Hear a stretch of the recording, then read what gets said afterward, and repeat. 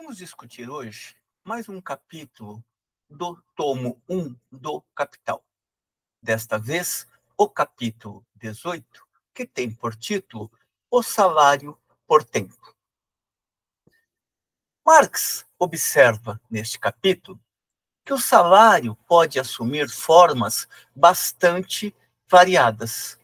No entanto, no tempo no qual ele está realizando a sua pesquisa, duas formas predominavam: o salário por peça e o salário por tempo. Neste capítulo 18, Marx estará analisando as dimensões do salário por tempo, deixando para o capítulo 19 a discussão sobre o salário por peça. Marx observa ainda neste capítulo que em qualquer uma de suas formas, o salário implica sempre a venda da força de trabalho por uma determinada extensão de tempo, ou, como diz o próprio Marx, por períodos de tempo. Como faz em outros momentos do Capital, Marx destaca mais uma vez que o valor da força de trabalho é medido, em geral, pela massa dos meios de subsistência necessários ao trabalhador para que ele possa reproduzir a sua força de trabalho, ou seja, manter-se vivo durante 24 horas, de tal modo que, no dia seguinte, esteja em condições de voltar a ser explorado pelo capital. Contudo, destaca Marx, que, necessariamente, a expressão monetária do salário não corresponde sempre ao salário real, ou seja, àquilo que, efetivamente, o trabalhador precisaria receber para manter em condições adequadas a sua força de trabalho, portanto, manter em condições adequadas a sua existência. Daí que Marx estabelecerá uma diferença entre salário nominal, que se expressa em uma determinada quantidade monetária, através dos números, 1.000, 2.000, 3.000 reais, ou 1.000, 2.000, 3.000 libras, e salário real, ou seja, aquilo que efetivamente estas expressões monetárias são capazes de comprar. Pode ocorrer que, numericamente, o salário seja bastante elevado, mas, efetivamente, ele não tem poder de compra para permitir ao trabalhador adquirir o mínimo para que sua força de trabalho seja reposta adequadamente. Daí essa diferenciação que Marx fará entre salário nominal e salário real. Marx acentua neste sentido que o montante em dinheiro do salário pode expressar apenas o salário nominal, ou seja, um montante numérico que não expressa necessariamente a possibilidade de aquisição daquilo que o trabalhador necessita para se manter adequadamente em condições de reproduzir a sua força de trabalho. Feitas estas considerações iniciais, Marx se lança a indicar alguns poucos pontos que caracterizam o salário por tempo, que é expresso na soma de dinheiro que o trabalhador, portanto, o capital variável, recebe por seu trabalho diário ou trabalho semanal também. Marx, ao longo do texto, sempre fará a referência a trabalho diário ou trabalho semanal. Vamos manter aqui apenas a terminologia de trabalho, sabendo que, nos vários momentos, Marx está sempre resgatando que este trabalho pode ser a remuneração diária ou pode ser o pagamento pela remuneração semanal ou mesmo ao mês. A expressão monetária de salário, ou seja, o salário nominal, teoricamente representa, na leitura de Marx, o salário estimado segundo o valor real da venda da força de trabalho. Não podemos esquecer que, para efeito de análise, Marx opera com a suposição de que o trabalhador está recebendo o equivalente da sua força de trabalho, ou seja, está recebendo um montante monetário que lhe permite reproduzir adequadamente a sua força de trabalho. Portanto, manter-se vivo em condições adequadas durante 24 horas. É lógico que, na economia real, o salário do trabalhador pode estar abaixo do seu valor, ou seja, ele pode estar recebendo menos do que necessita para a sua sobrevivência cotidiana. Do mesmo jeito que na economia real, dentro de certas circunstâncias, o salário pode estar acima do seu valor, ou seja, permitir que o trabalhador consuma para além das suas necessidades básicas cotidianas. Para Marx, conforme a extensão da jornada de trabalho, ou seja, se essa jornada for de 10, 12 ou 15 horas, por exemplo, conforme, portanto, a quantidade de trabalho diariamente fornecida pelo trabalhador, o salário diário, semanal, etc., pode representar um preço muito diferente do trabalho, isto é, quantias de dinheiro muito diferentes para a mesma quantidade de trabalho. Neste ponto, Marx refina a sua análise, uma vez que direciona a atenção não para o montante monetário que o trabalhador recebe pela totalidade da jornada de trabalho, e sim pelo que o trabalhador recebe em cada hora de trabalho dentro de cada jornada. Daí afirmar que, ao considerarmos o salário por tempo, temos de distinguir entre a quantia total de salário diário ou semanal, etc., e o preço do trabalho para cada hora trabalhada dentro da jornada. Mas, coloca Marx, como é que podemos definir quanto custa a hora do trabalhador? A resposta que ele fornece é bastante simples. O preço médio do trabalho é obtido ao dividirmos o valor diário médio da força de trabalho pelo número de horas da jornada média de trabalho. Se, por exemplo, o valor diário médio da força de trabalho for de R$100 e a jornada de trabalho de 10 horas, divide-se 100 por 10 e se tem qual é o valor da hora de trabalho do trabalhador.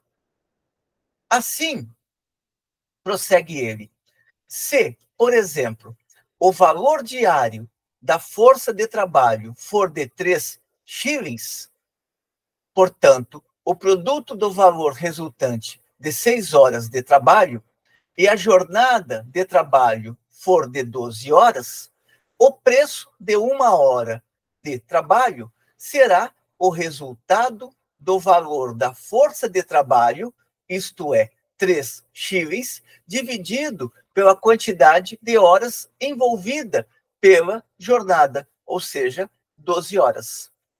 Em vários momentos, Marx adotará estes valores como padrões, ou seja, numa jornada de 12 horas, o trabalhador precisaria de 6 horas para produzir o quantum de valor que equivale a 3 shillings, sendo que estes 3 shillings, ele representaria o que o trabalhador precisa para comprar o necessário à sua sobrevivência por um período de 24 horas, por exemplo. Lembremos que ele está utilizando aqui a unidade monetária inglesa. Por meio desta divisão, portanto, ou seja, os 3 shillings que o trabalhador recebe por 6 horas de trabalho dentro de uma jornada de 12 horas, lembrando que as outras 6 horas da jornada de trabalho são apropriadas pelo capitalista sob a forma de mais valor. Os 3 chiles que o trabalhador recebe durante as 6 primeiras horas de trabalho são divididos pelas 12 horas de trabalho, uma vez que ele não trabalha só 6, mas sim 12 horas.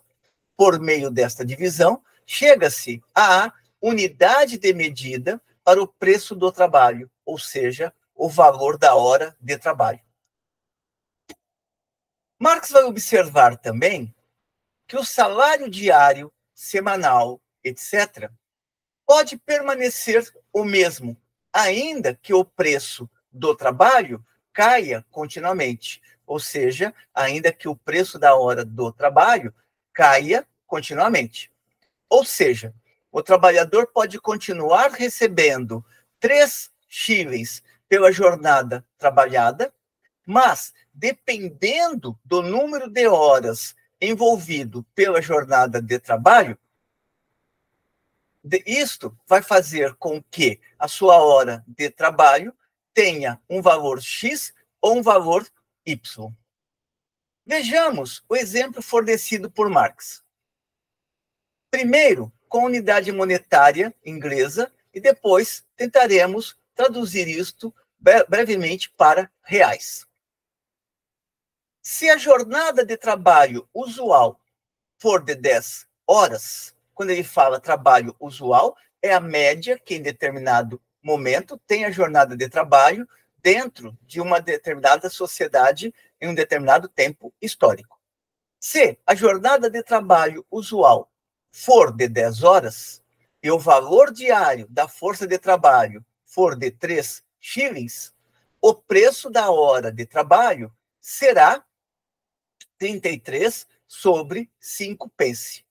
Cairá para 3 pence em uma jornada de trabalho de 12 horas e 22 sobre 5 pence para uma jornada de 15 horas. Como a unidade monetária inglesa não é a nossa, transformemos rapidamente este raciocínio em reais. Ou seja, em vez de falarmos 3 shillings, falemos 3 reais.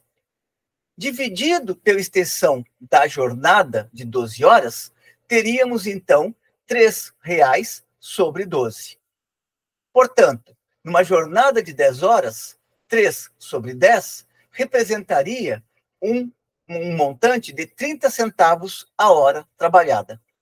Uma jornada de 3 sobre 12 representaria 25 centavos de reais a hora trabalhada. E numa jornada de 3 sobre 15 horas, representaria 20 centavos de reais a hora trabalhada.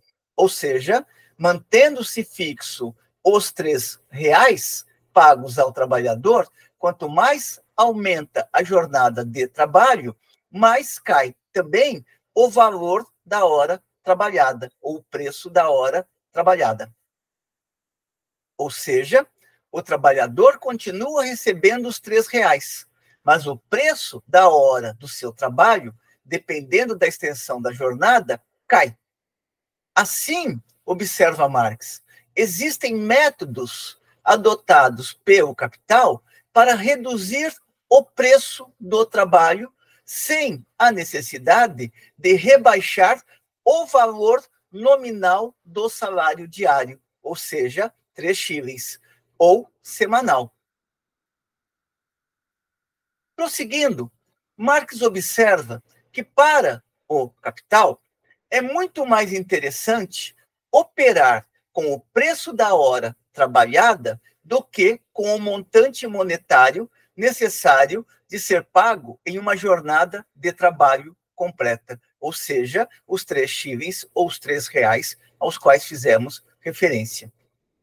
Isto não quer dizer, assinala Marx, que o salário diário ou semanal não possa aumentar, ainda que o preço do trabalho permaneça constante ou até mesmo caia. Por exemplo, se o trabalhador continuar ganhando 3 shillings ou 3 reais, mas a sua jornada de trabalho por exemplo, for de 8 e não de 10, significa que o preço da hora trabalhada sobe. Se, por exemplo, e aqui voltemos aos exemplos ingleses de Marx. Se, por exemplo, a jornada de trabalho fosse de 10 horas e 3 shillings fosse o valor diário da força de trabalho, o preço de 1 hora de trabalho seria de 33 sobre 5 pence. Se, em virtude de crescente ocupação, e supondo-se que o preço do trabalho permaneça igual, o operário trabalhar 12 horas, seu salário diário aumentará para 3 shillings e 71 pence, sem que haja variação do preço de trabalho. Ou seja, o capital pode acrescentar também um quantum ao tempo de trabalho que transcende as 10 horas. Neste ponto, Marx volta a assinalar que somente parte da jornada de trabalho pertence ao trabalhador sob a forma de salário.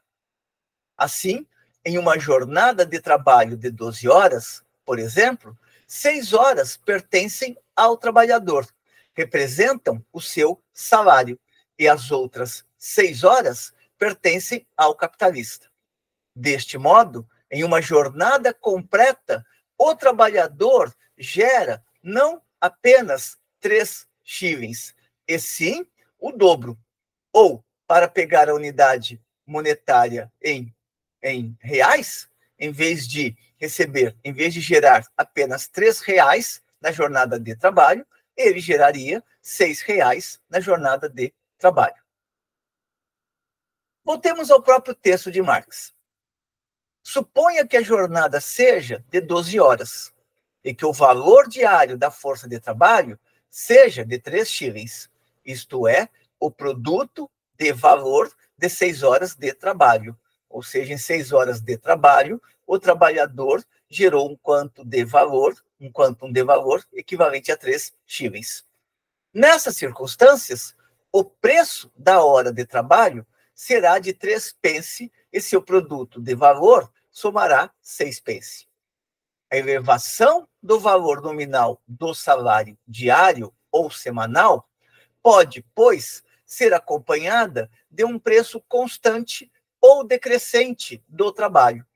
Depende do volume de horas do qual se compõe a jornada de trabalho. Observará Marx prosseguindo as suas reflexões. Estando dada a quantidade de trabalho diário, semanal, etc., o salário diário ou semanal dependerá do preço do trabalho. Lembremos que o preço do trabalho é medido em hora, que, por sua vez, varia com o valor da força de trabalho, ou seja, pode ser acrescido dependendo das necessidades do trabalhador para se manter reprodutível enquanto força de trabalho. Ainda que Marx, para efeito de análise, opere sempre com a ideia de que há uma certa estabilidade no pagamento do valor da força de trabalho, ele não desconsidera que as necessidades do trabalhador podem aumentar, o que exigiria que aquele montante de 3 shillings, por exemplo, tivesse que subir para 4 ou 5 ou outro montante qualquer. Prosseguindo, Marx observa que, na leitura capitalista, da perspectiva do capital, o capitalista prefere tratar as coisas em termos de hora de trabalho e não em termos de jornada de trabalho. Ou seja, o capitalista prefere passar a remunerar o trabalhador com quantidades monetárias que são medidas em hora. Isto cria a possibilidade para o capital de gerar uma situação perversa para o trabalhador, como explicará Marx mais adiante. Prosseguindo, observa Marx que, estabelecido o preço do trabalho em horas, ou seja, quanto o trabalhador custa por hora ao capital, O salário diário ou semanal dependerá da quantidade de trabalho diário ou semanal, ou seja, do quanto o trabalhador estará ou não à disposição do capital. Observou-se, inicialmente, neste capítulo, que a unidade de medida do salário por tempo, portanto, o preço da hora de trabalho, é o quociente do valor diário da força de trabalho dividido pelo número de horas da jornada de trabalho habitual, aquela que predomina no interior de uma determinada sociedade em determinado momento do seu desenvolvimento.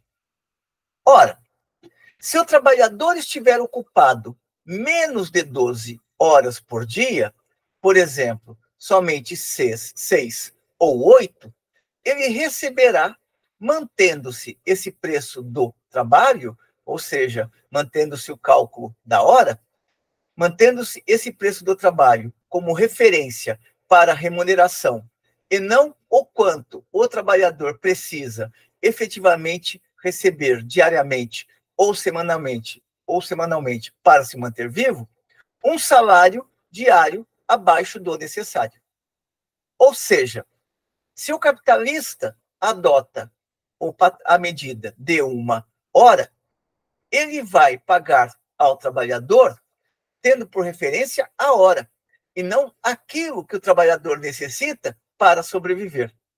Isto significa que, em tempos de crescimento da economia, o capitalista pode manter a jornada de trabalho de 12 horas. Portanto, dentro dela, o trabalhador continuaria recebendo aquilo que é necessário para a sua sobrevivência.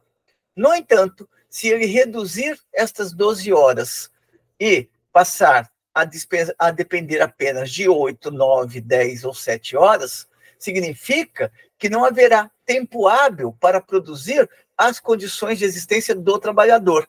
Sobretudo porque metade da jornada pertence ao trabalhador e metade da jornada pertence ao capital. Se antes, metade da jornada, da qual resultavam 3 shillings, equivalia a 6 horas, se for reduzido o montante da jornada, ou o volume da jornada, para 8 horas, significa que o trabalhador só terá 4 horas. Em 4 horas, ele não vai produzir o quantum de valor necessário para sobreviver. E o capitalista, uma vez que ele está calculando em termos de hora trabalhada, vai pagar apenas 4 horas. Por outras palavras, o trabalhador passa a receber cada vez mais abaixo do valor da sua força de trabalho. Como?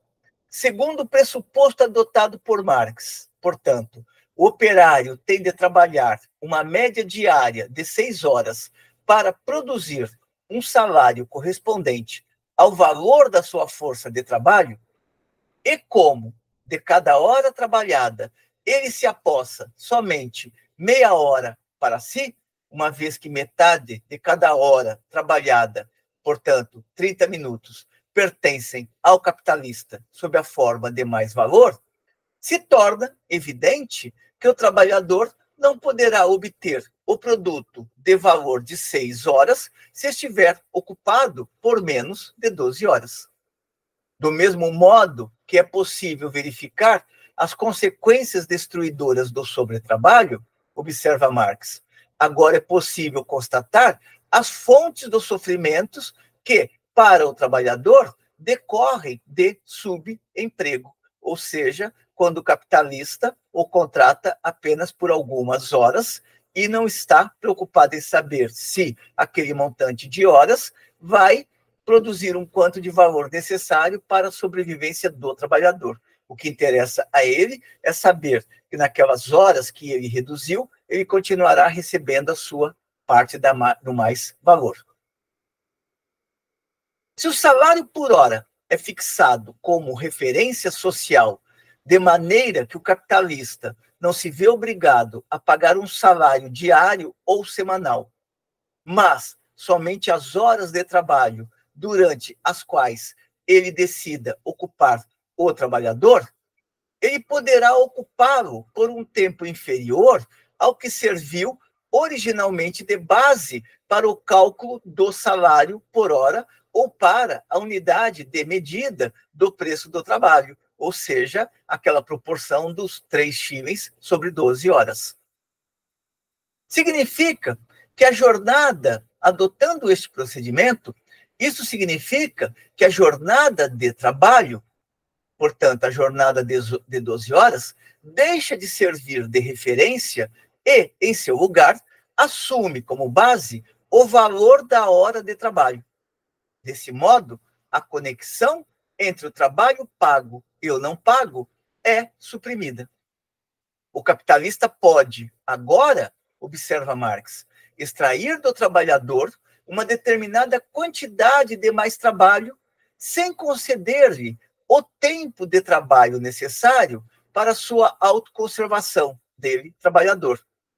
Isto sem remunerar o trabalhador, isto é, sem remunerar o trabalhador por aquilo que o trabalhador necessita para efetivamente sobreviver.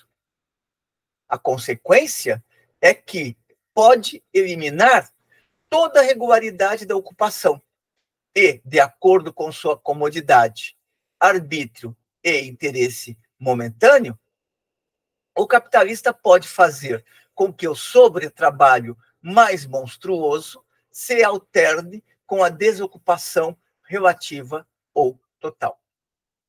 Pode, prossegue Marx, sob pretexto de pagar o preço normal do trabalho, prolongar anormalmente a jornada de trabalho, sem que haja qualquer compensação correspondente para o trabalhador. Isso explica, atenta Marx, referindo-se à luta travada em 1860 pelos trabalhadores londrinos na construção civil. Isto explica por que, neste movimento de 1860, os trabalhadores estabeleceram uma luta contra a tentativa dos capitalistas de impor-lhes o salário por hora, e brigaram e lutaram para conquistar a jornada de trabalho e a remuneração adequada dentro da jornada de trabalho.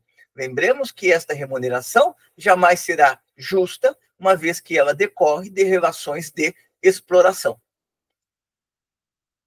Prossegue Marx observando: a limitação legal da jornada de trabalho põe fim a esse abuso, que é pagar ao trabalhador por hora trabalhada.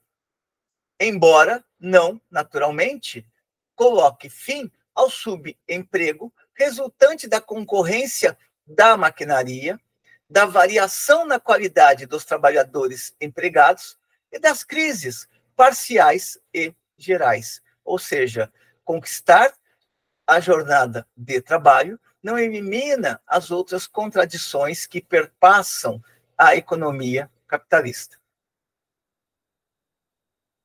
Com o salário diário ou semanal crescente, prossegue Marx, é possível que o preço do trabalho se mantenha nominalmente constante e, apesar disso, caia abaixo de seu nível normal.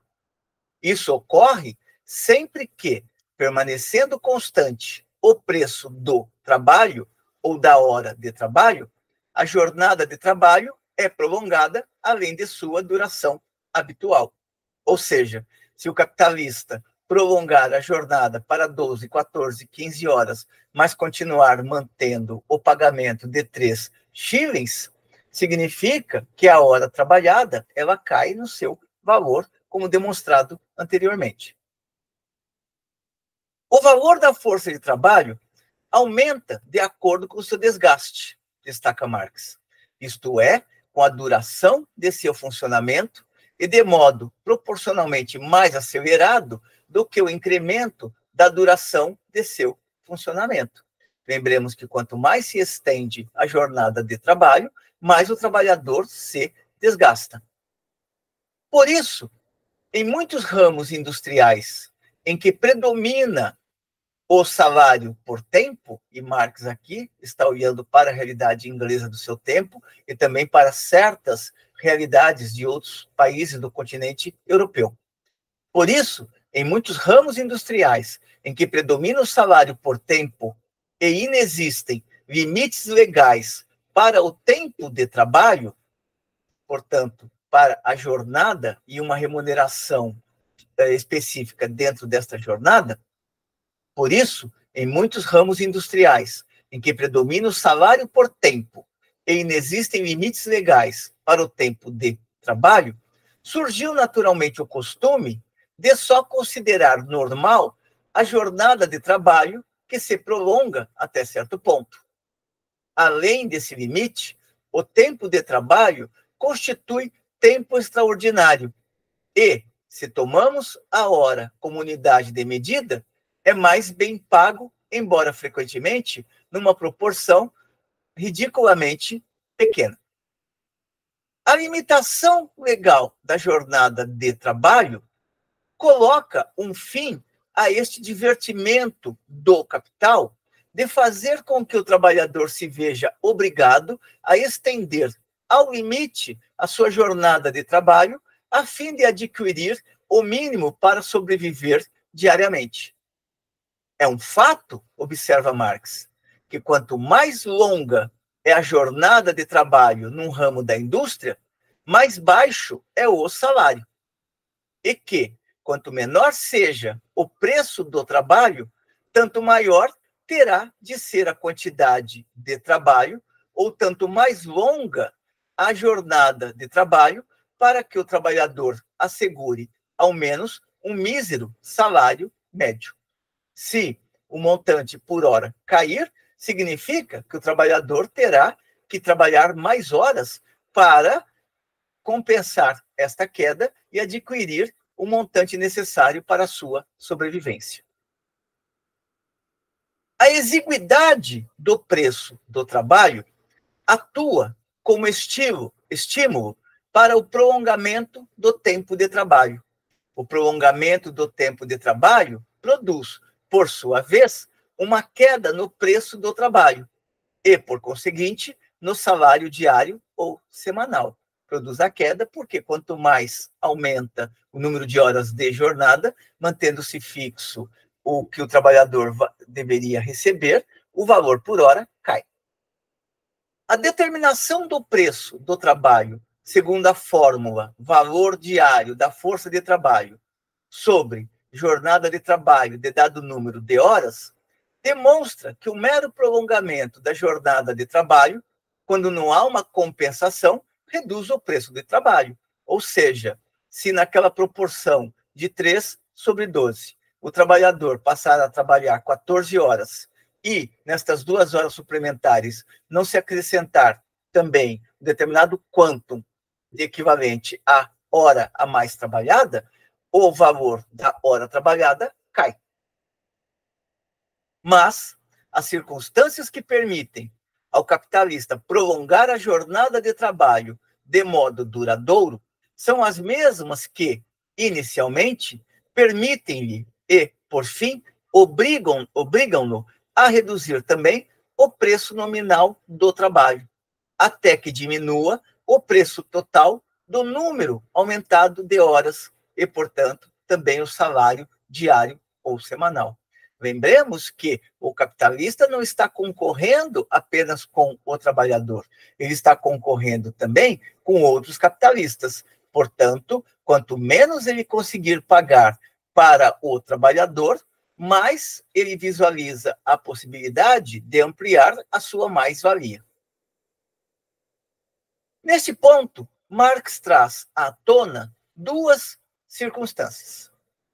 Dirá ele: se um homem executa o trabalho de 2 homens, a oferta de trabalho aumenta, ainda que permaneça constante a oferta de força de trabalho que se acham no mercado. Ou seja, para que contratar 2 se existe um que trabalha por 2? Esta situação, observa Marx, produz entre os trabalhadores uma acirrada concorrência pelo posto de trabalho, ao mesmo tempo que permite ao capitalista comprimir o preço do trabalho e também aumentar ainda mais o tempo de trabalho, uma vez que o trabalhador precisará de mais horas para conseguir obter o mínimo para a sua sobrevivência. Ou seja, fazendo com que um trabalhador trabalhe por dois, haverá uma demanda menor de contratação de um outro trabalhador. Os trabalhadores passam a estabelecer a concorrência entre si. E como o assalariado sabe que aquele emprego está sendo disputado, ele acaba se subordinando à vontade do capitalista de ampliar a jornada sem mudar, contudo, o valor da hora trabalhada. Isso significa que, dentro deste quadro, o trabalhador tende a cair numa situação onde ele, diante da concorrência que sofre dos outros trabalhadores, aceita trabalhar mais horas para ganhar o mesmo que ganhava anteriormente, trabalhando menos horas. Porém, isto estimula também, observa Marx, a concorrência entre os capitalistas, que passam a disputar o trabalhador que faz o trabalho de dois. Uma parte do preço da mercadoria, observa Marx, é composta do preço do trabalho. No cálculo do preço da mercadoria, não é preciso incluir a parte não paga do preço do trabalho. Ela pode ser presenteada ao comprador da mercadoria. Esse é o primeiro passo que impele a concorrência. Como o capitalista está conseguindo um trabalhador mais barato, significa que ele ganha em condições de concorrência com outro capitalista que esteja produzindo a mesma mercadoria, mas que não dispõe desse trabalhador que faz o trabalho de dois, sendo ele apenas um. O segundo passo consiste em excluir do preço de venda da mercadoria pelo menos uma parte do mais valor anormal produzido pelo prolongamento da jornada de trabalho. Como este capitalista conseguiu uma vantagem momentânea, ele pode vender a mercadoria não por um preço mais elevado, e sim por um preço menor. Pode reduzir, inclusive, a sua margem de lucro, que ganharia tendo este trabalhador que trabalha por dois, mas continuaria a ter lucro suficiente para garantir a acumulação do capital.